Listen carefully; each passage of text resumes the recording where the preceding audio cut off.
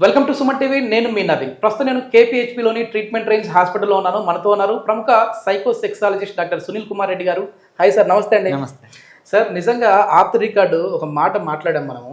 So అంటే ఇప్పుడున్న సమాజం ఎట్లయిపోతా ఉంది అనే దానికి అది విన్న తర్వాత లేదు సార్, ఇది ఖచ్చితంగా ఒక వీడియో చేయాలి, అందరికీ ఒక అవేర్నెస్ తీసుకొని రావాలని చెప్పేసి నేను అడిగాను. మీరు కూడా ఓకే నవీన్ అన్నారు. థ్యాంక్ యూ అండి ఫస్ట్ ఆఫ్ ఆల్.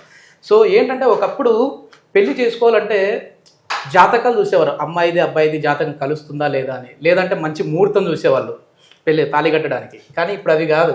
అబ్బాయి పెళ్ళికి రెడీ అవుతున్నాడు అంటే ముందు కొన్ని రకాల టెస్టులు చేయించుకోవాలి నవీన్ అన్నారు. సో దానిల వల్ల చాలా వరకు ఈ డైవర్స్ అనే దానిలను మనం అరికట్టవచ్చు అన్నారు. ఎట్లాంటి టెస్టులు చేయించుకుంటే అబ్బాయి అమ్మాయి రేపొద్దున పెళ్ళైనాక కలిసి ఉంటారు? సో ఈ మధ్య నేను ఓపీలో ఎన్కౌంటర్ చేసిన ఇష్యూస్ ఏంటి అంటే, ఒక అబ్బాయి వచ్చేసి సార్ నా సెక్షువల్ పర్ఫార్మెన్స్ని నేను ఎలా తెలుసుకోవాలి సార్ అని అడగడం జరిగింది. అదేంటి బాబు, యూజువలీ మీకు ఏమన్నా జబ్బులు ఉన్నాయి, సెక్షువల్లీ ట్రాన్స్మిటెడ్ డిసీజెస్ ఉన్నాయా, లేకపోతే రక్తంలో ఎటువంటి ఇబ్బందులు ఉన్నాయా, ఫిజికల్గా మీరు ఏమన్నా అబ్నార్మాలిటీస్ ఉన్నాయా తెలుసుకోవడానికి టెస్టులు చేస్తాం, కానీ సెక్షువల్ పొటెన్సీని చూడడానికి అలాంటివి ఏమి ఉండవు అనేటి చెప్పడం జరిగింది. లేదు సార్, యూజువలీ మేము సెక్షువల్ యాక్ట్ కూడా వెళ్ళాము, పెళ్ళికి ముందే లైక్ పర్ఫార్మెన్స్ ఏంటి అని తెలుసుకోవడానికి వెళ్ళాము. సో నాకు కొద్దిగా ఇబ్బంది అనిపించింది. సో వాళ్ళు ఎదుటి వాళ్ళు అంటే పార్ట్నర్ డౌట్ పడుతున్నారు ఈ పొటెన్సీని ఎలా నిరూపించుకోవడము అనేసి అన్నారు. సో ఆ అబ్బాయికి వివరించడం అనేది జరిగింది. బాబు, ఫస్ట్ టైంకో లేకపోతే ఫస్ట్ టైం మీరు ఈ యాక్ట్కి వెళ్ళినప్పుడు సరిగ్గా పర్ఫార్మెన్స్ చేయకపోవచ్చు, రెగ్యులర్ యాక్ట్ ఉండేటప్పుడు మళ్ళీ పెరుగుతుంది. లేదు సార్, యూజువలీ వీఆర్ వెరీ ఇంటిమేటెడ్, అంటే చాలా బాగా కలిసి ఉంటాము, ఇది ఫస్ట్ టైం అనుకోలేము, బట్ నా పొటెన్సీ సరిగ్గా లేదు, నన్ను ఎలా టెస్ట్ చేసుకోవాలి. బేసికలీ ఈ పురుషాంగ స్తంభన లోపాలు, నరాల బలహీనతలు, సెక్షువల్ డిస్ఫంక్షన్స్ మెయిన్గా మూడే ఉంటాయి. ఒకటి erectile dysfunction, 2 premature ejaculation, 3 performance anxiety. వీటితో ఏమవుతుంది అంటే ఈ 3 ఉన్నవాళ్ళు సెక్షువల్ యాక్ట్ని సరిగ్గా చేయలేరు. ఓకే. సో బెస్ట్ థింగ్ ఏంటంటే ఇవి కొద్ది గొప్ప ఈజీగా కరెక్టబుల్, మనము ఈజీగా కరెక్ట్ చేయవచ్చు. సో కానీ టెస్ట్లు ఏముంటాయి అంటే బేసిక్గా ఫిజికల్ అబ్నార్మాలిటీని తీసేయడానికి వాళ్ళకి సింపుల్గా హార్మోనల్ టెస్టులు చేస్తాం. ఓకే.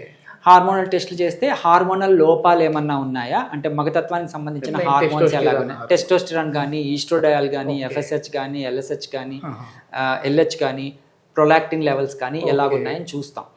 ఇది కొద్దిగా కాంప్లికేటెడ్ థింగ్, అంటే ప్రొలాక్టిన్ పెరిగితే టెస్టోస్టెరాన్ తగ్గటం ఇట్లాగా కొన్ని ఉంటాయి క్యాలిక్యులేషన్స్. దాన్ని బట్టి అన్నీ బాగుంటే వాళ్ళకి పురుషతత్వానికి సంబంధించి ఇబ్బందులు ఏమి ఉండవు. అది కాకుండా మెంటల్ హెల్త్ అంటే ఇది పర్ఫార్మెన్స్ యాంగ్జైటీ ఏంటంటే ఆ భయాందోళన వల్ల వాళ్ళకి ఎరెక్టైల్ డిస్ఫంక్షన్ వస్తుంది, అది ఈజీగా కరెక్ట్ చేయొచ్చు. ఈ ఎరెక్టైల్ డిస్ఫంక్షన్ పర్సే అంటే అంగస్తంభనే రాలేదనుకోండి, డిజైర్ కోరిక ఉండి ఈవెన్ పార్ట్నర్ ఉండి అంగస్తంభన రావట్లేదు అంటే దానికి బ్లడ్ సప్లై ఇష్యూస్ ఉండొచ్చు, అంటే అంగానికి సరిగా బ్లడ్ వెళ్ళట్లేదు. ఈ ప్రిమెచ్యూర్ ఎజాక్యులేషన్ అంటే శీఘ్రస్ఖలనము, అంటే అంగస్తంభన ఉంటుంది బట్ పార్ట్నర్లో ఈ యాక్ట్కి వెళ్ళినప్పుడు ఇంటర్ కోర్స్ వాళ్ళకి ముందే స్ఖలనం అయిపోతుంది. సో వాళ్ళ పాపం సెక్షువల్ యాక్ట్ని ఎంజాయ్ చేయలేరు. సో ఈ మూడింటిని మనము డయాగ్నోస్ చేసుకొని తీసేసుకుంటే వాళ్ళు హ్యాపీగా సెక్షువల్ యాక్ట్కి వెళ్ళొచ్చు. మీరు అన్నట్టు పెళ్లికి ముందు ఇట్లాంటి సెక్షువల్ డిస్ఫంక్షన్స్ ఉన్నాయా లేదా అని తెలుసుకోవడం అని ముఖ్యమే. అంటే ఇది మెయిన్ డైవర్స్ కూడా దారి తీసే విధంగా ఉంటుంది కదా. అంటే పెళ్ళి అయిన తర్వాత అట్లా మామూలు వచ్చే వాళ్ళ సంఖ్య ఎట్లా చూస్తూ ఉన్నారు మీరు? సార్ ఇప్పుడు పెళ్ళి అయింది, మాకు పిల్లలు ఉన్నారు, అంతా బాగానే ఉంది, కానీ ఈ మధ్యకాలంలో ఎక్కువ చేయలేకపోతున్నాం, ఫస్ట్ చేస్తూ ఉన్నాం అంటుంటారు.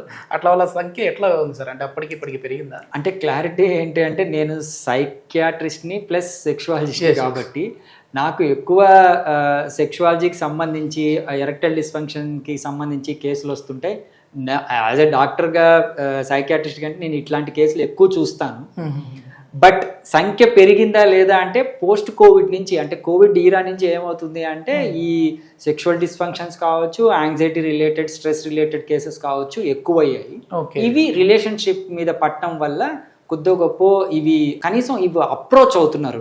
ముందు అప్రోచ్ అయ్యే వాళ్ళు కాదు, ఇప్పుడు అప్రోచ్ అవుతున్నారు అని చెప్పొచ్చు. ఒకవేళ ఇట్లాంటివన్నీ మనకి అంటే దేని వల్ల వస్తూ ఉన్నాయి, అదేవిధంగా మనం ఏమైనా ఫుడ్ హ్యాబిట్లో చేంజెస్ చేసుకోవడం వల్ల దీని నుంచి బయటపడచ్చా సార్? సో ఫుడ్ హ్యాబిట్స్ లో చేంజెస్ కన్నా మనం లైఫ్ స్టైల్ చేంజెస్ అంటాము. లైఫ్ స్టైల్ చేంజెస్ వల్ల కొద్ది గొప్ప మనం వీటిని చేయొచ్చు. ఇప్పుడు మనం టెస్ట్లు అన్ని చేసాము, ఈ ప్రాబ్లం ఉన్నాయని తెలిసింది, దీనికి ట్రీట్మెంట్ ఎట్లాంటిది ఉంది మన దగ్గర ట్రీట్మెంట్ రేంజ్ హాస్పిటల్లో? మనము ఈ ఎరెక్టైల్ డిస్ఫంక్షన్ ని కనుక్కున్న తర్వాత, ఈ ప్రిమెచ్యూర్ ఎజాక్యులేషన్ తీసుకున్న తర్వాత, ఈ పర్ఫార్మెన్స్ యాంగ్జైటీని అంటే సెక్షువల్ యాక్ట్ సరిగా చేయలేకపోవడం అని తెలుసుకున్న తర్వాత మన దగ్గర ఏంటి అంటే, ఇప్పుడు మీరు అన్నట్టు పెళ్ళికి ముందు అంటే వాళ్ళు ఏదో 20 to 30 ఏజ్లో ఉంటారు.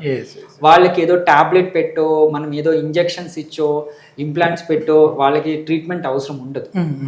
బేసికలీ వాళ్ళకి ఫిజికల్ ఎగ్జామినేషన్, సింపుల్ హిస్టరీ తీసుకునేసి, సింపుల్ పరీక్షలు చేసుకునేసి, ఒకవేళ ఇట్లాంటి రకాల ఇబ్బందులు ఉంటే వాళ్ళకి షాక్ వేవ్ థెరపీ ఇవ్వడం అనేది జరుగుతుంది. ఇది ఈ మధ్య నేను చాలా ఎక్కువ వింటా ఉన్నాను, ముఖ్యంగా మీ వీడియోస్లోనే షాక్ వేవ్ థెరపీ అంటే అంగానికి అది షాక్ పెడతారా? యూజువలీ దీన్ని ఎక్స్ట్రా కార్పోరియల్ లో ఇంటెన్సిటీ షాక్ వేవ్ థెరపీ అంటాం. సో ఇది ఏంటి అంటే, ఈ ఎక్స్ట్రా కార్పోరియల్గా అంటే ఆ షాఫ్ట్కి, పెన్నీస్కి పైన మసాజింగ్ టెక్నిక్ లాగా అప్లై చేస్తాం. ఇది shock vibration like acoustic waves అంటాము. సౌండ్ వేవ్స్ తో మనం ట్రీట్మెంట్ ఇవ్వడం అనేది జరుగుతుంది. సో దీంతో ఏంటంటే సైడ్ ఎఫెక్ట్స్ లేకుండా, యంగ్ ఏజ్ లో ఉన్న పిల్లలకి ఫ్యూచర్ లో ఎటువంటి ఇబ్బందులు లేకుండా ఈజీగా, అంటే సైడ్ ఎఫెక్ట్స్ లేకుండా, మనకు వాళ్ళకి డిస్కంఫర్ట్ కూడా ఏం లేకుండా, ఇంజెక్షన్స్, ఇన్వేసివ్ ప్రొసీజర్ కూడా కాదు, అంటే బయట నుంచే చేసేది కాబట్టి ఇది ఎక్కువ ఇవ్వడం అనేది కొద్దిగా ఎక్స్పీరియన్స్ కాబట్టి మీరు అన్నట్టు ఎక్కువ నా దగ్గరికి కేసులు వస్తాయి. ఇది ఏమైనా సైడ్ ఎఫెక్ట్ లాంటివి ఉంటాయి? ఎందుకంటే ఇది వైబ్రేషన్ కదా, సో ఈ వైబ్రేట్ అయినప్పుడు మళ్ళీ ఆ వైబ్రేషన్ తగిలితేనే అంగం స్తంభిస్తుంది అనే అపోహ కూడా ఉంటది కదా.